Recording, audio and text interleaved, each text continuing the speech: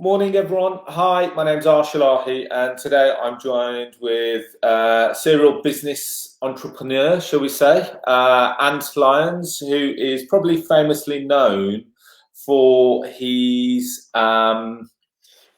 involvement and being co-founder of Your Property Network magazine. Yeah, so we set up the magazine pretty much bang on 12 years ago. So the first edition was July 2008. Okay, brilliant. So, well, first of all, sorry, I'm just sharing this on social media and stuff, so people can tag in and come and watch us and all that kind of jazz. So, okay, so Ant, I've known you for quite a while, would you say? So originally, Ant approached me to write in the magazine. It's just over 6 years ago now, Ant. Was it really? Blimey, time flies, isn't it? Years ago. So that's when I first started talking about. Well, not first started talking about, but I shared a story about a mega HMO that we've got over in West Bromwich, and then off the back of that, Ant said that was the best article he's ever read. And then off the back of that, I became a monthly columnist, and been a monthly columnist for the last 6 years. And every month, without fail, I tend to write about something new. And I think it's quite well perceived. Would you say, Ant, or not really? Or am I just? It's relevant. Yeah, it's relevant, isn't it? That's with every piece that goes into the magazine, it's got to be relevant to people reading it. That's our remit. And hence the reason we have people like yourself writing in the magazine is people who are out there actually doing it. It's fine, people commenting from the outside, but what we're really interested in is people like me and you who are investors, developers, landlords, of how we deal with stuff. So. Yeah. Absolutely. So the reason why I've got you on, Ant, obviously, I've learned a few things about you just whilst we've been having this pre-conversation. And I put out a post last week saying if anyone that's involved in property and they want to share some of their successes or some of their worries that they've got going forward, I'd love to have a chat with you. Now, Ant came along and he says, yeah, I've got multiple businesses and I've come across a few issues. I thought, well, let's get him on and hopefully people don't think that they're in this difficult time alone. Because to be fair, Ant, you said one thing that you said just before we came on is that this is a lonely place right now. We are in a very lonely space, and this will be the challenge for a lot of people as to whether they survive or whether they decide to call it a day. So do you want to tell us a little bit about your journey? So for those that just assume that no one knows who you are, even though lots of people do, tell us about different business interests that you got, where they were born from and where they've come about, and where you see yourself going now. Okay, so I'll do this really quickly. So just to give a very quick overview. So 12 years ago, myself and my business partner set up Your Property Network magazine, which is a magazine that subscription magazine that we print and post out to. It's about 10,000 active property people who are into property every month. So it's a hard copy magazine, and you get it on an app as well. So I set that business up because actually that was just set up in the crash in 2008, because I'd been buying property before that, buy-to-let property before that, in a very certain way. I won't be alone in people, doing the old buy, same-day remortgage stuff, and then all of a sudden that stopped, and I didn't know what to do anymore. So we set up the magazine to share the ideas of what successful property investors and developers were doing to make money out of property. That was it. That was where the idea came from, and hence meeting people like yourself, Arsh, who are out there, following what you do. So I did it as much as anything else to A, as a business, and B, to increase my learning from people like yourself, copying what they were doing effectively. So I've got that business, and then through that time, sort of through the crash and on an ongoing period, I've built up my property portfolio, which I had some prior to that time and bought a lot more since then. So I'm a landlord, and I guess serial investor as well. And then I moved into development about 5 years ago. I'd learned how to sort of, let's say, buy maybe turn a house into a couple of flats and then rent them out. And then I thought, okay, well, I've got some skills here with another business partner of mine, Chrissy. We bought a few together. So we then started some smaller scale developments. I think the first sort of serious one we did, or semi-serious, was 4 one-bedroom flats, which we converted to, which are pretty grotty, which we converted to 4 nice 2-bedroom flats. And then we did that in 7 months, sold them on. We made 97 grand, I think, in that sort of, from that one project. And then I moved into sort of bigger deals with other with other sort of JV partners as well. Kind of listed building conversions into apartments, so commercial buildings into apartments with GDVs of sort of 2 million. I think the biggest one is sort of 2.6 million, 10 luxury apartments. All the while, I've still got my own portfolio going, all the while still running Your Property Network magazine. And then most recently, a friend of mine owns the gym that I go to, and he was looking to expand that, take on, leasing a commercial property and open it up in a bigger and better place. So I put some money in. We put some money in, myself and a few friends of mine, to get that off the ground. And it was going to be a sort of relatively passive investment, but the reality is we've been involved in a lot more of the sort of day-to-day stuff. So setting up the app systems for people to book on and off courses, managing the build of it, finding the builder to do it, and managing with them on an ongoing basis, because our property experience brought those skills. So my I guess I own Your Property Network magazine. I'm a portfolio landlord. I've got a development business, and I own 2 gyms. So that's sort of what I do. Okay, so that's going to give us a bit of a rundown. I suppose we should probably start with from the property perspective, because you've mentioned a couple of things there, more so on the development side. So you've done some small developments, you've now gone into the larger scale developments. How did you find that transition? And more importantly, how has that affected you now? Are you now off the build? Are you now in sales stage? Are you pretty much off site? All right. So we've done, in the last sort of couple of years, we've done 2 bigger buildings, both of which are 10 apartments. One is completely finished, all apartments sold, and we're out of it. The second one is 10 apartments. We've sold 9 of the 10 apartments, and we were just completing the snagging process. So that is essentially the a year after the sort of builders leave site, they come back, and then it's the defects liability period. So they put stuff right that perhaps wasn't right. So did I find, what was it like moving on to those bigger deals? It was completely different. A lot of people will say, oh, it's just numbers, it's just another 0 at the end. That, part of the language, is bullshit. If you're doing like a small flat renovation or a house, you're dealing directly with the contractor, you're chatting to them, you're able to have sensible conversations with them. As you move up, you're dealing with big contractual builders who, I remember I got copied in on 27 emails as the location of a loft hatch. And the truth is, I didn't really give a shit where it went, as long as it went in the loft somewhere, and they sorted it out.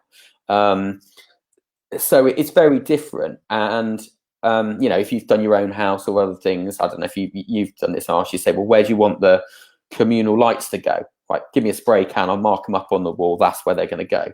So I would do that, and then they say, okay, well, now we need the architect's drawings to support that. And instead of being me chatting to a builder, I'm in a meeting with our project manager, their quantity surveyor, and their project manager as well. And it's a different thing. You bring in different people. I have enjoyed it, and I've really enjoyed the process of taking an unloved building and turning it into something amazing. But it's a different experience. So where we are with that right now is, so the one that we're doing the snagging on, those apartments are owned by, they've all been purchased by people who are probably in their sort of very late 60s and 70s. So we have stopped all works within those that are not external, or are they completed, by the way? Have they been paid money in the bank, or are they still sales process? No, they've been 9 of them have completed and people are living in them. So for that reason, we're not doing any of the snagging in those apartments now. Those people would be, probably at quite high risk. It would be completely irresponsible for us to send anybody in, even if they want people in there to, finish up a bit of painting, touch up a bit of painting. It's not an emergency. So with that, we had a leak in the roof. We got someone up there not going into someone's apartment to fix that. That, from my point of view, is that's emergency work that needs to be undertaken. So in terms of the sales side, selling that remaining one apartment, and you'll know, Arsh, that most of the time, most of your profit is left in that last one. It's going to be difficult. They can't do any viewings on it at the moment. How many people are actually going to go out and, buy a property now? That type of property is sort of £300,000 retirement apartment. I think it's going to be fairly few, to be honest. So the reality is that one will probably kind of be mothballed and we'll sit on it. We don't have any borrowings on it now, so it'll just sit there until the right person comes along to buy it, I think. Well, you're going to try and refinance and leverage against it to potentially get some money out? Or it's a real... Let's face it, we don't know roughly how long we're going to be in this period for. We could be in it for 3 to 6 months. I kind of envisage that after coming out of lockdown, it's inevitable that we're going to go into recession. Yeah. Which ultimately is going to have a massive effect on the property market. So you've either got two options. You can sit on it and you're in a good position where you've got no leverage on it. But alternatively, I'm assuming you and your JV partner would like to see some money out of it.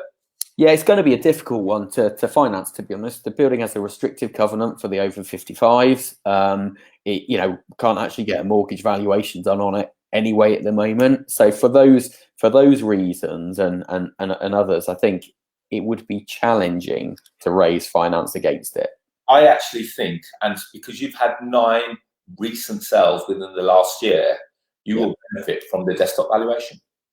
Yeah, we might well do. I think I'm still optimistic about selling this one at some point. So I've got a conference call with my partners in it in a couple of days' time, where we're going to sort of assess what we do, because we own the freehold of the building, and I'd like to move on from that, but we can't do that until we sell the remaining apartment. So it might be that we transfer the ownership of that one into another company that we own, and then move the ownership of the freehold on. Probably no more in a day or so. But the impact has been, relatively minor on that one, because we were coming out of it. Had this happened sort of, 18 months ago, when we were like right in the middle of it, then there would be some massive challenges, because we wouldn't be able to draw down any of the funds because none of the valuations would be able to happen on it. And when we'd have builders who probably would still be working on site and would want paying, but we couldn't get them any money. So I'm not quite sure how we would have coped with that one. It's interesting that you say that, because I actually spoke to a property investor last week. So ever since COVID has come about, I've put myself out there a little bit more, saying, guys, here's what I'm doing. And, I've got quite a few tenants who are currently now saying, gosh, we may or we may not be able to afford to pay the rent. What can we do? And I had one investor call me. He goes, I'm currently building a site out. They're building 10 houses, and the houses are circa, there's lots of numbers being bandied about, but I think they're best part of £1 million each. Yeah. And I said, how many you sold? He goes, we haven't got out of site yet. So we're still on site. None of them have sold. We've got borrowings on it.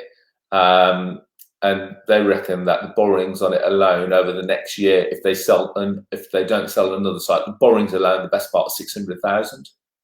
Yeah, that's a very difficult position to be in. Very, very difficult position to be in. And I said, well, what would you do? He goes, in the meanwhile, we've still got materials that we've got to pay for that are on credit. We've got people that not on site, but contractors that need paying. They want to start bringing in some of the money. Some of the scaffolding and stuff is coming down. So their site has literally come to standstill because they don't know what's going on. And even if they wanted to build, a lot of the distributors or the material distributors are not actually working. Yeah, I mean, you know, I don't know what you can do in that situation apart from to talk to the guys you got finance on and explain the situation, because the one thing the one positive in that situation is you're not going to be alone. You're not the only person having that conversation with those lenders. If it's okay, actually, there's some parallels here with our gym business, and I might just outline that because I think it's the least relevant one to people. Yeah. And then I'll talk about my portfolio and then the magazine business, if you're happy with that. So the reason why I just mentioned that is because it's going to be interesting, because they can't sell units, they can't value units. You know, there's other lenders out there. It'll be interesting to see how their bank perceive it. You know, I've looked at our business and we've got quite a few unleveraged properties. So I've said, worst case, I've spoken to my bank and I said, you know what, if the shit hits a fan and I need to raise funds, I've looked at our capital position. I've looked at what we've got cash in the bank. If no one pays us rent for 12 months, not a single person pays us rent for 12 months, where does that leave us? And I'd like to think that we've got cash in the bank to cover all our outgoings. So I've made sure that's there. I've also put in place a contingency for plan B, that if I need to leverage against an unmortgaged property, that the bank said that they'll lend on it within 24 hours. And that's Lloyd's Commercial have said that they do that for me. So I'm looking at all angles. I'm not taking this lightly, and I don't think any property investor should take this lightly right now. No, not at all. I mean, you'd have to be, you know, a fool or stupid to not be taking this seriously. But I'll talk about my portfolio and my thoughts on that in a second. I'll just go through the gym one, if that's okay, because the gym one's a real challenge, because actually, as of 2 weeks ago, we had to shut the doors. Gyms are closed. So, and that's a business that, you know, is a new start business. That they only opened the doors in November, so we were just getting to the point where it's breaking even. So that's a real challenge. So with that one, we've got a lot of staff who work there who are actually self-employed because they're personal trainers, so they're not really eligible for any support at the moment from the government. So our job there is to, and it's a pretty challenging one, is to make sure that we've got enough money to pay those people for the period that the gym is closed, or for as long as possible. You know, we've got a responsibility to make sure that people can put food on the table. And that means that we've been on the other side of things, and we lease a couple of buildings. We're having conversations with our landlords saying, look, we've had to shut the doors. We need to talk to you about the rent side of things, and come to an agreement. Whether it's reduced rent or a rent holiday at the moment, which we catch up on later on, and also explore all kind of grants or loans that are available to drag cash into that business, because that's a new start business, which you'll be aware they don't have a lot of capital in. You use all the capital on the actual setup. So we've had some real challenges there, and I think we'll get through it. Are you using all the reliefs available? So you're using all the grants available? Yeah, we certainly applied for them. One of the premises doesn't qualify because the rateable value is too high. One of them should qualify. We're also trying to get these loans from the banks, but you know, if you tried phoning the bank lately, not easy to actually talk to anybody. So communication is difficult there. So we don't really know on timescales. What we have done, and this I think is where we'll talk about some of the opportunities in a bit, because that business now, we run online gym classes, Zoom classes for people like 6 times a day. So all the PTs are doing that, and they're giving nutritional advice and stuff like that. So actually, we from before the doors of the gym closed, we could see that happening. So we set that in motion literally straight away. And I think that's been one of the interesting things. I'll talk about the magazine business in a bit, about, you know, the changes we've seen in that. But I will go through my portfolio, if that's all right, because that's going to be relevant. Yeah, absolutely. People. So, sorry, just before you go on to that, so you know, the PTs and the people that you're now going to look to support. First thing I'd say is that, you know, have they gone off and they started to claim for stuff like universal credit, which is then going to assist them with other avenues, so to give them some living support from the outside. Yeah, absolutely, and some may well qualify for that, and some won't, depending on their own kind of, you know, situations within their households and whatever. So yeah, absolutely. Okay, cool. Right, your portfolio then, Ant. Where's that? Okay, well, I did the same as you. Okay, and you know, I was in a pretty dark place 2 weeks ago when all of this happened. We shut the doors on the gym. You know, all of a sudden I'm thinking, what if nobody pays the rent? Because the job, their job, my job for the last sort of 15 years has been to make sure that people pay the rent, so I can pay the buy-to-let mortgages, and hopefully there's a surplus, and that's our profit. But all of a sudden, I'm thinking, well, what if nobody pays? You know, how long can I keep this thing running for? And then I did a sort of quick calculation and said, okay, what percentage of people need to pay for me to pay the mortgages? And it's about 45%. So if 45% of people pay the mortgages, pay their rent, that covers all of the mortgages plus any other running costs of the portfolio. So letting agents' fees, utility bills in HMOs, insurance. That I don't want to not pay the insurance at this time. So it was about 45%. So then I've got 5 different letting agents that I work with. So the next thing I did was to pick up the phone and go, right, what is the situation with the following tenants? Do we know if they're going to be affected or not? So where do they work? Do they work? Are they in receipt of sort of local housing allowance, or what is universal credit? You know, are we likely to see an interruption from them? And I found sort of 2 different types of responses. So a couple of the letting agents said, look, this tenant is on LHA. We don't foresee a problem with them. This tenant we've already spoken to. We can't see them being a problem, and that was great. You know, I was actually getting feedback from the letting agent, and then I had like a couple of letting agents say, "Don't know. Guess we'll find out." And so you can kind of figure out, you know, what my opinion is on those different types of agents. You know, we're not here to be reactive and find out if people pay the rent. We're here to assess what the situation is.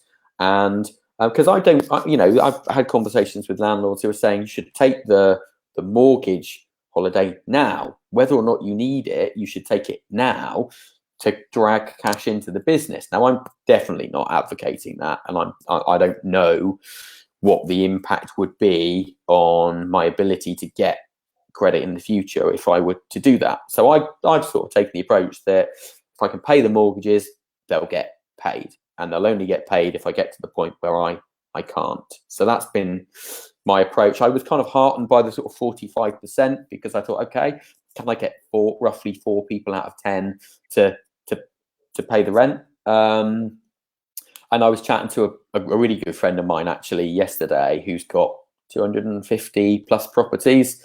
And I said, and he's really proactive. I said, how many people have been in contact now and said, as a direct result of coronavirus, I'm not going to be able to pay my rent?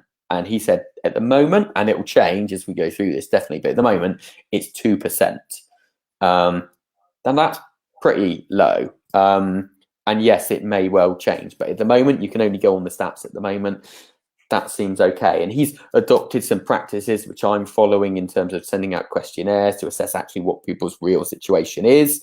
Because what you don't want at the moment is people trying to use this to their advantage when actually the reality is that they might not be affected at all. He also made a really good point, and I don't know if you'd agree with this, Arsh, that for those people who've been furloughed and are now being in receipt of 80% of what they were being paid previously, I don't know about you, Arsh, I'm actually spending a lot less money at the moment, not being able to go out. So from a personal finance perspective, you know, I've got kids, pictures of them in the background here. I've got twins.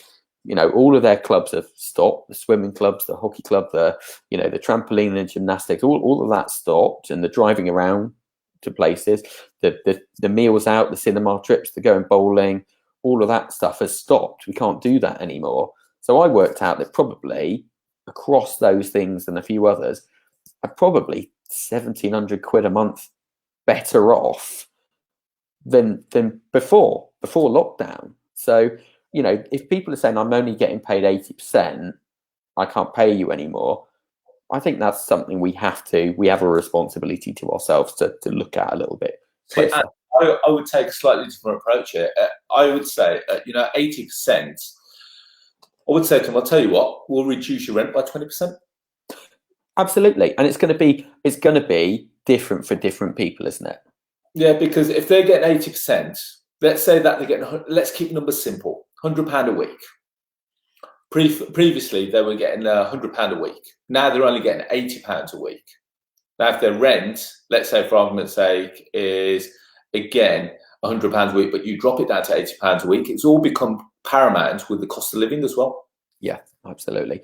And, I think as well here, and I want to talk about the human side very quickly, that, we are here to look after our tenants during this time. This is awful, this situation, and there are going to be people who are affected in the very worst ways. So whilst we have a responsibility to kind of protect our own business interests, we do actually have a responsibility to look after our tenants. And I think probably now, one of the positive things to come out of this is a lot of landlords, we've been probably rubbish in the past of actually seeing our tenants as valued customers. And actually, right now, people are looking at that a lot differently, saying, well, I need to have the right relationship with my tenant because I don't want them to be trying to take advantage during this situation. So there are some real positives that come out of this. It'll be how you deal with them now, which will affect your relationship with them for the future. Absolutely. How we deal with everyone now is, it says a lot about who we are, I think, as people. You see some amazing stories. I saw, I think it was about a week ago in the press, some guy who'd remained anonymous in his local village paid for fish and chips for everybody in the village, 170 houses. And he said, I'm going to do this for the next 12 weeks. And if I need to do it twice a week, I'll do that. And, we see the very best of humankind come out now, but sadly we see the worst as well. So, I want to treat my tenants in the way that I would want to be treated during this time. Yeah. I mean, what we're doing from our point of view, admittedly, is that we're trying to offer support in a more of a positive way. So if someone comes in and says, well, we can't afford this or we can't afford that, we've got systems set up in the office. So as we speak today, I'm in the office. Just so for any of the Corona police watching, I'm by myself. And as a result, anyone that comes and says that we can't, I've got people out in the front that can help them with assisting with the financial side, understanding what's going on and how we can work with that. If it's another landlord's property, we'll have a conversation with the landlord. If it's one of our properties, we'll have a look at that situation and go from there. But yeah, like you rightly said, there's going to be lots of, unfortunately, there's going to be lots of casualties. There's going to be lots of casualties financially and from a personal business perspective, and we have to take that into consideration. Yeah, I mean, the other thing to sort of, yes, there is going to be a lot of casualties, and I think some of those are going to come further down the line, actually. And in the short term, if we were to look at, okay, who are my tenants? How affected are they? For those that are employed and been furloughed, the effect is not drastic on them right now. It's significant, but it's not, an absolute calamity. And for those who are, been on benefits, our LHA tenants, from a financial perspective, nothing really changes that much. So, what do you mean by that? Nothing's changed that much? You mean from a financial perspective? Okay, from a financial perspective. Okay, for my tenants that are on, sort of full receipt of benefits or whatever, their income is not going to be drastically different now to what it was a month ago. Absolutely. So, if anything, I think it's going to be slightly greater. It may well be. So, there are going to be, people in society that are affected by this absolutely horrendously. But, we have to look at the circumstances of each person and try and assess, okay, well, what does this mean for them? And therefore, what does it mean for me? So actually for my friend, yesterday, 2% of his tenants, and they're probably broadly quite similar to mine. They live in similar types of properties and so forth. 2% doesn't seem that many. And as a portfolio landlord, you're a bit better protected, because if you had one property or two, that one property not paying, that could be quite a significant impact on on your income and your ability to continue to make the payments. So I don't know what your thoughts are if bigger portfolio landlords are more protected at this point. They are, because it's a numbers game, isn't it? Let's just use a HMO as an example. If you've got 6-bed HMO, now if that was a single let normally, single let when it's vacant, you've got no income. Whereas from a HMO point of view, one tenant doesn't pay. You've hopefully got 5 others that still are. And as a result, it works on the economies of scale. So it's going to be interesting. I think from one of the questions that come in, Ant, is that do either of you have highly leveraged properties that you're worried about? Now, I can speak from my personal perspective that I worry about the guys that are slightly highly leveraged. Okay, why is that? Well, I've always worried about people that are highly leveraged, just purely because there's lots of people that are still out there on interest only. First, if they're interest only and they've been refinancing, re-gearing year in, year out against market values, let's face it, fortunately, over the next couple of months, you're going to find yourself in negative equity. That is, and then you're going to have to play this crystal ball. I call it the crystal ball game. The crystal ball game is that you're assuming that you're going to increase in value over the next 10 years. So it's interesting. At the moment, as it stands, I'm leveraged around the 50 to 54%. So that's where I am.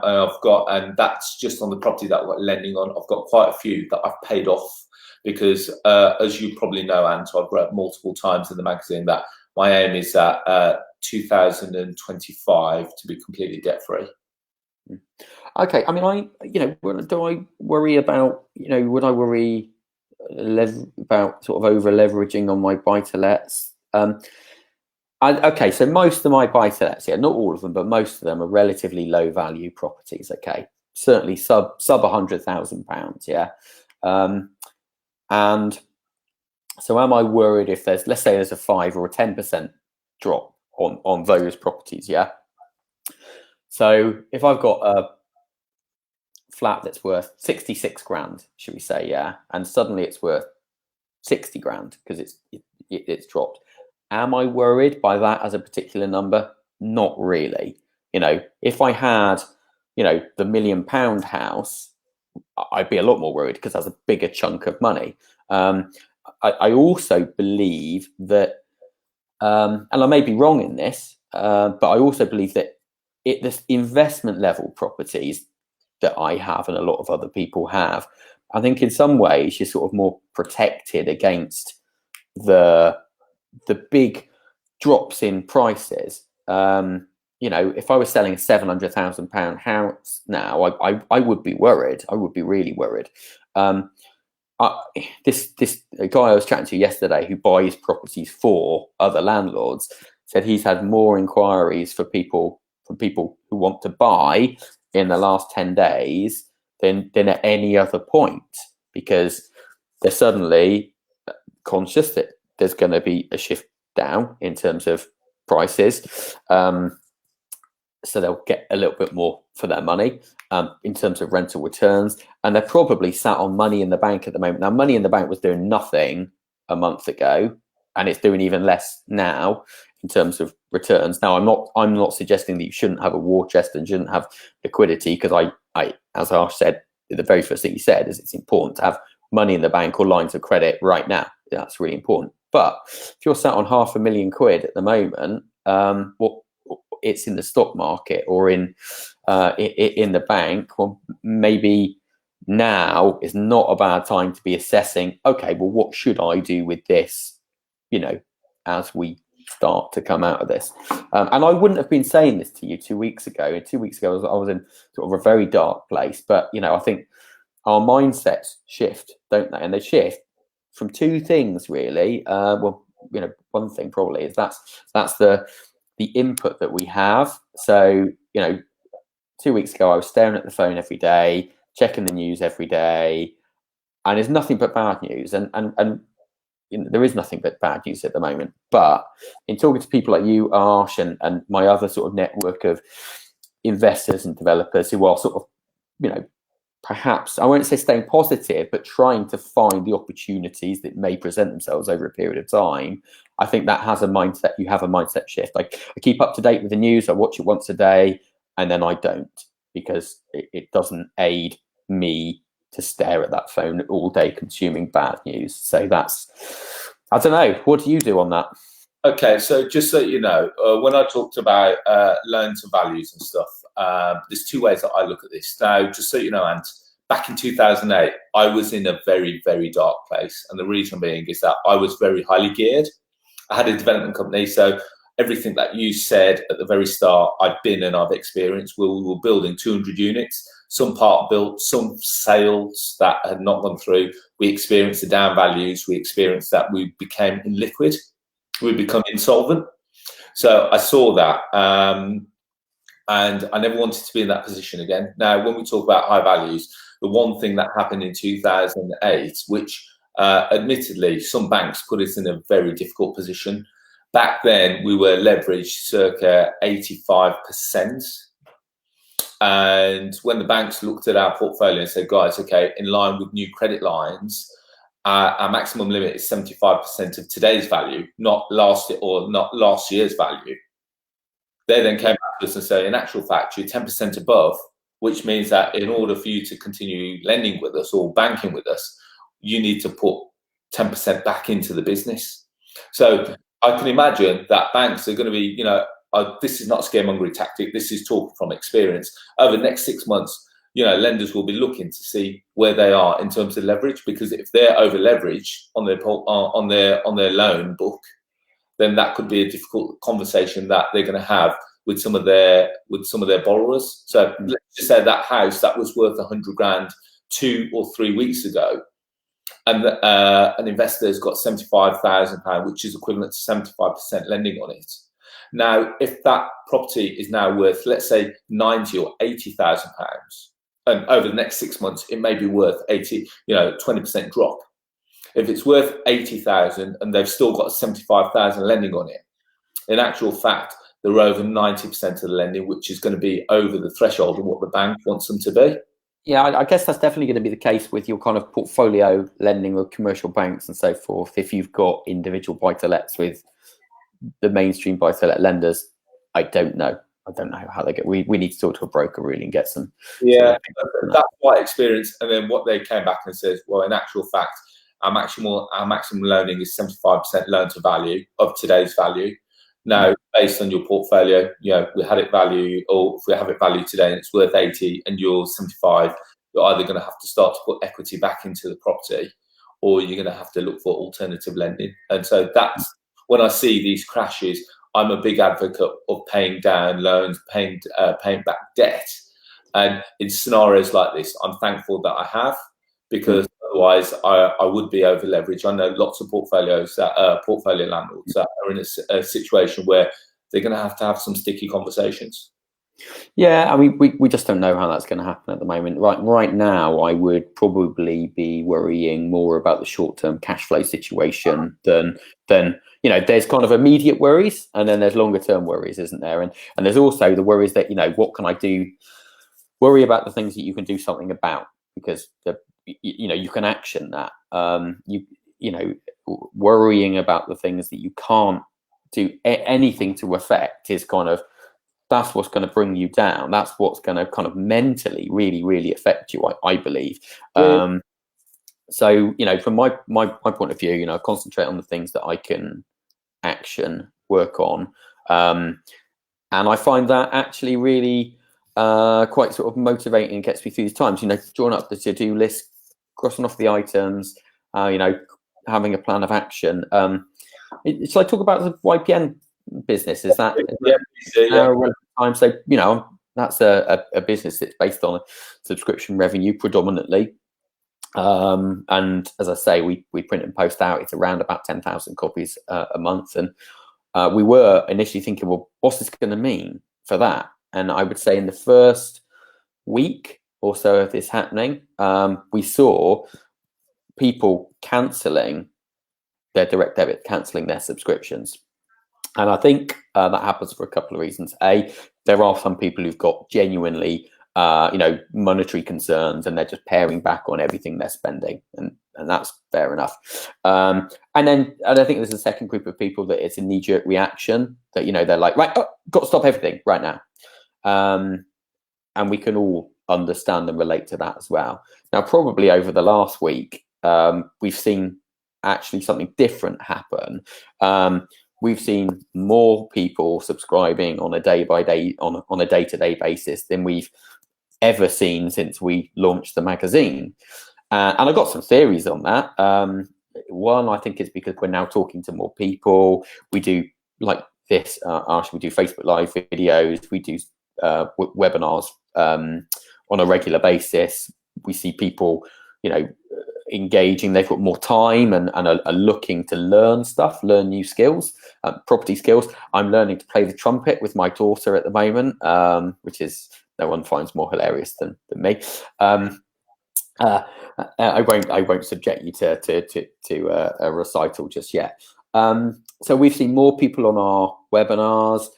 We were very quick to react and say, okay, well, we now do, we offer a different service to our subscribers. So as well as the magazine, we do webinars twice a week, which are for subscribers only, where we do this kind of support and advice from different people in the industry.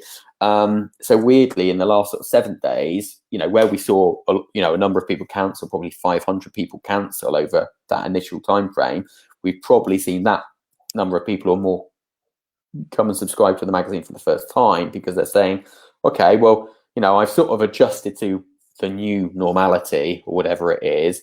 What do I want to do? What do I want to learn and use my time for during this period where a lot of people have got a lot more time?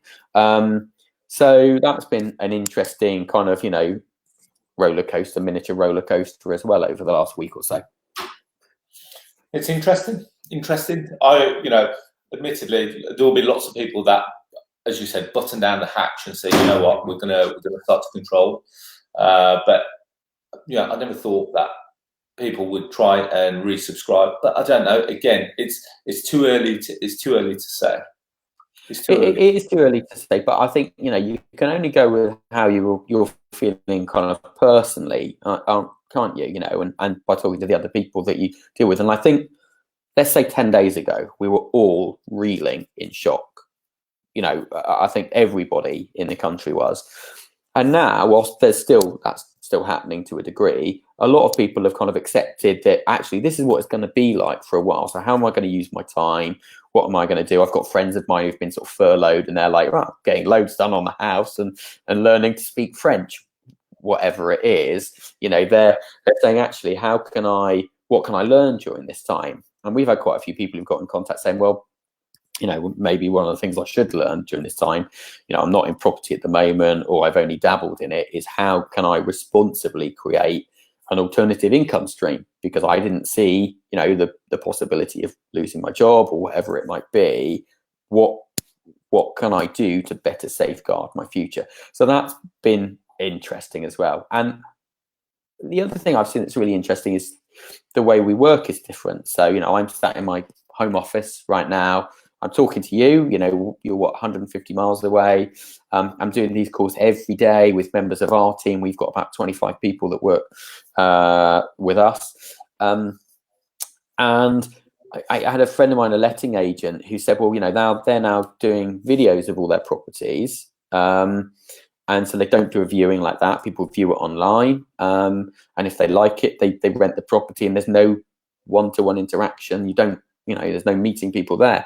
And he said to me, maybe that will continue to be the case when we come out of this. Maybe that's the new normality, and we've learned to do things differently. So whilst this is a horrible time and terrifying for many, many reasons for a lot of people, there are some positives that come out of it. And we as a business have got a lot more inventive. We had to very, very quickly. And we're definitely not alone. There's, all manner of businesses. The gym business now does online training for people because they physically are not allowed to come into the gym. Gym doors are locked.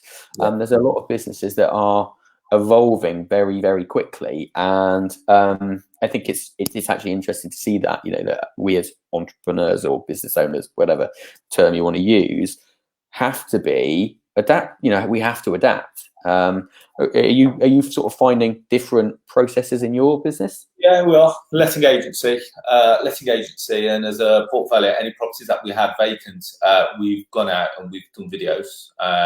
So what we're finding is that anyone that wants to view, so just so you know, one of our, I call it service accommodation, but it's not, because it's actually our second holiday home, the one that we've got down in Cornwall. We had bookings fall out pretty much instantly.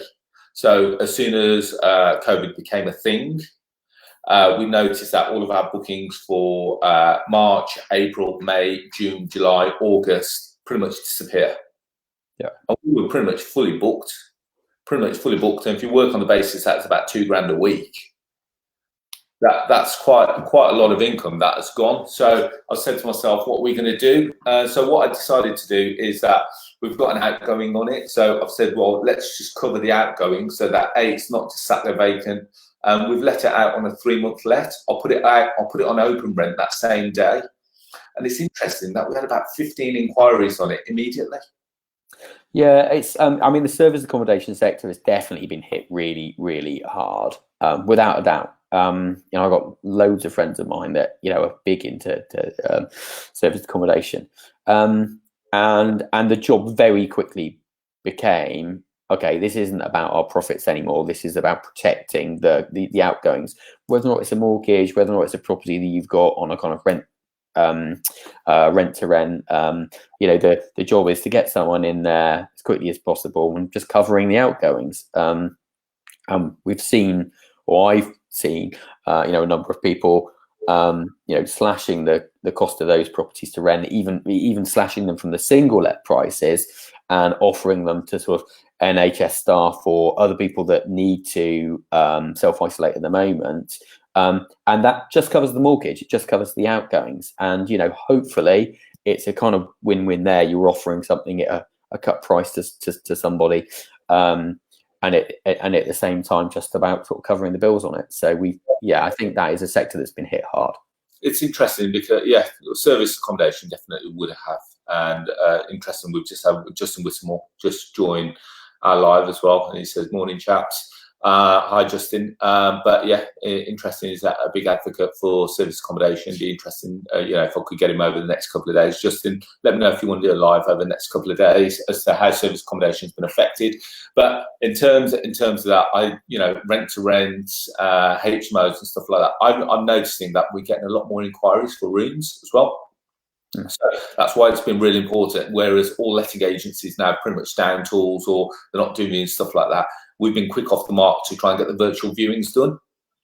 And then off the back of that, like for argument's sake, my 23-bed HMO, I've got a caretaker in the building, so I don't physically need to be there to view the property. The caretaker that's already in the building, he can open up and he can let the tenant go in and out. And then off the back of that, we then conversate through open rental, spare room, and I've let rooms virtually. Now, it could be a risk that I don't know that person. I've not done as many, we can't do as many checks. And one of the biggest checks that you can do is on a gut feeling. But at this time, we'll run the risk, shall we say?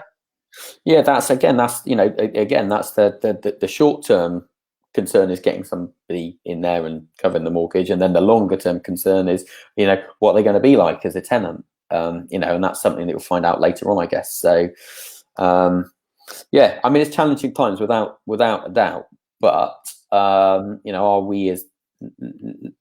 I as concerned as I was, let's say 2 weeks ago, about all of my tenants not paying? Because that was my concern right then at that point. And the answer would be no, that doesn't fill me with fear in the same way it did 2 weeks ago. Now, I hope I won't be proven wrong in that. And I'm definitely sort of having the conversations at the moment. And we will only see over April and May actually what happens, because I collected the rents in March. We had 100% collection in rents in March, but none of this had really affected anyone. Most of those rents came in sort of the early part of March. So we'll see as we go through. I think one of the big tests now would probably be 1st of May. 1st of May, because lots of people would have been paid for April. beforehand, or that the businesses would have the cash flow to support the employees for April. Be interesting to see what happens in May and potentially June, because I don't think we're anywhere near. Yeah, I don't want to be doom and gloom, but I think we've still got a long way to go before we come out. No, I mean, you know, I think you're absolutely right when you said right at the start, you know, we're going to see a recession post this. How can we not, you know, and our taxes are likely to go up, you know, to pay for all this as well. That's, you know, I can't see any other way of it happening. From a personal sort of point of view of individuals, it would be interesting to see how many people kind of come out of this and are almost, you know, desperate to be out there and doing something again. So whether or not you'll see it with your holiday let, whether or not we'll kind of come out of this and people will say, right, I want to go away. I'm still not happy about flying abroad, but, you know, maybe I could take a week by the coast to kind of have a change of scene, because I've been at home for, you know, however many weeks it would have been by that point. So we don't know. Same with my gym, you know, will a lot of people come flooding back the day the doors are open because they've been stuck at home for that time? We just don't know. You know, personally, I can see that happening where personal finances permit it. So if people haven't been too hardly hit in the wallet by this, I think a lot of people will want to go out quite quickly and start, you know, socializing, pubs and restaurants or whatever. I may be wrong, because actually there may be, you know, we don't know how we'll come out of this. Then, you know, it might be a very gradual kind of reintroduction into society with different people being allowed back to work and back out in society. We just don't know. But I know I, for one, will be sort of quite pleased to sort of meet up with small groups of my friends and be able to do stuff again. Yeah, completely agree. But I think one thing that we should finally touch on, and something that you touched on very at the start, is not only the business aspect, but the personal aspect of the mindset, you know, because sat at home, you know, especially if you're by yourself, this can be extremely challenging time, because this can screw with your mindset, no doubt. So have you found that? I found it really hard, to be honest. I'm not someone who is particularly anxious or worried, because I think actually as you go through business, you get used to dealing with risk. So by my sort of nature, normally I'm not a particularly anxious person, but 2 weeks ago, I really, you know, and even sort of 10 days ago, I was sort of very high levels of anxiety and stress and not sleeping and worrying all the time. And I don't think I'm alone in having felt like that. I think there's a few things that I've done personally that have helped me sort of get over the worst of that. The first one is to stop compulsively reading the news all the time, you know, keep abreast of it, you know, once a day or twice a day, but don't sit there reading stuff that is going to terrify you, and sometimes from, you know, weird sources, you know, like the stuff that gets said on Facebook, strange conspiracy theories, you know, all sorts of things. You know, just avoid it, just cut it out.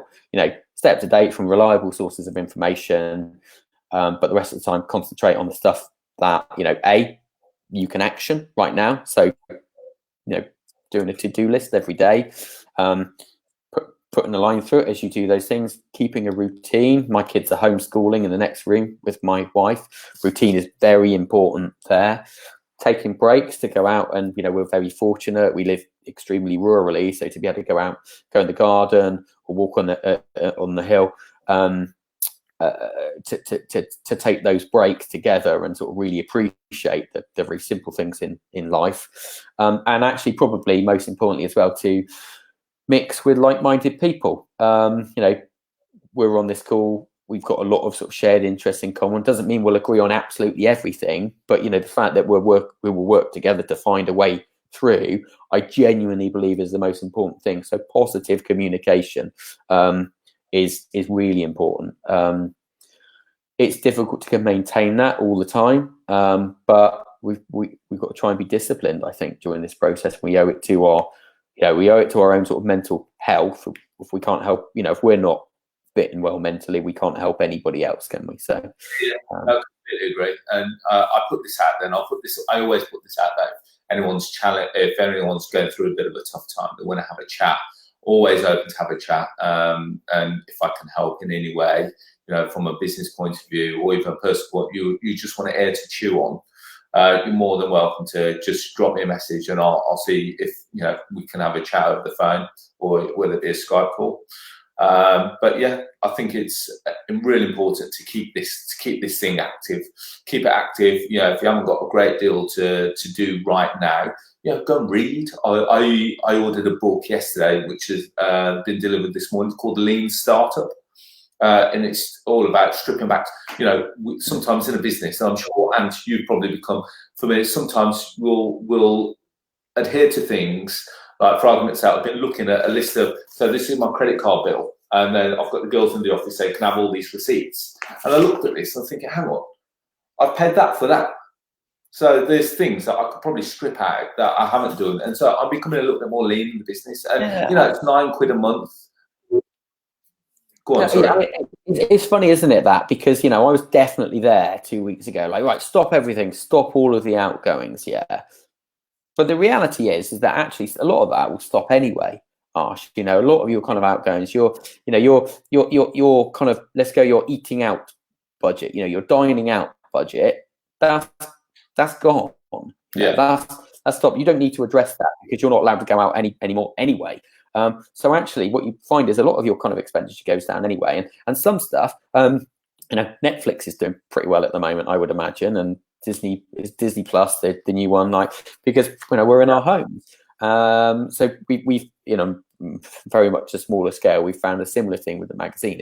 It's low cost, it's less than a tenner a month, and people can learn about what other people are doing in property right now. And so I would say consuming the right stuff that will help you learn and grow.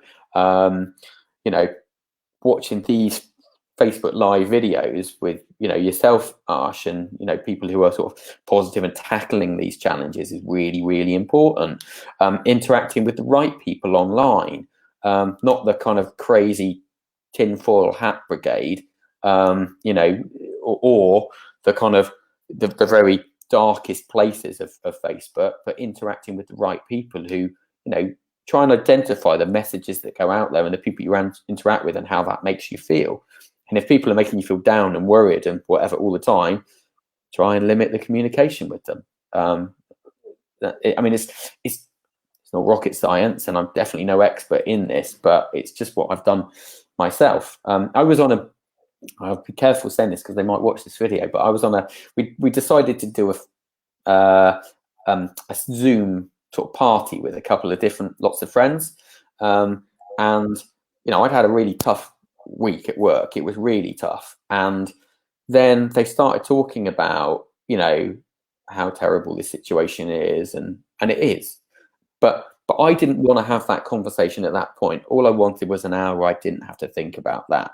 So I kind of stopped it. I was like, actually, guys, you know what? I don't want to have this conversation right now. It's not, I've got the twins sat next to me. I don't want to talk about the death toll at the moment. I'm happy to do that another time. So you do have to control, to a degree, the information that's going in and how it makes you feel. Brilliant. No, I completely agree. Right, and I think we've been on for the best part of an hour. We're on for an hour. We're going to do 20 minutes, weren't we? Yeah, absolutely. It's only going to be a 20-minute chat, but we tend to talk a lot of sense when we do get together, especially when it's at Christmas time. Would you agree, Ant? Yeah, I think it would be a shame if we were still in lockdown and not able to do our seasonal raising of a glass or two, wouldn't it? So hopefully we'll be okay by then.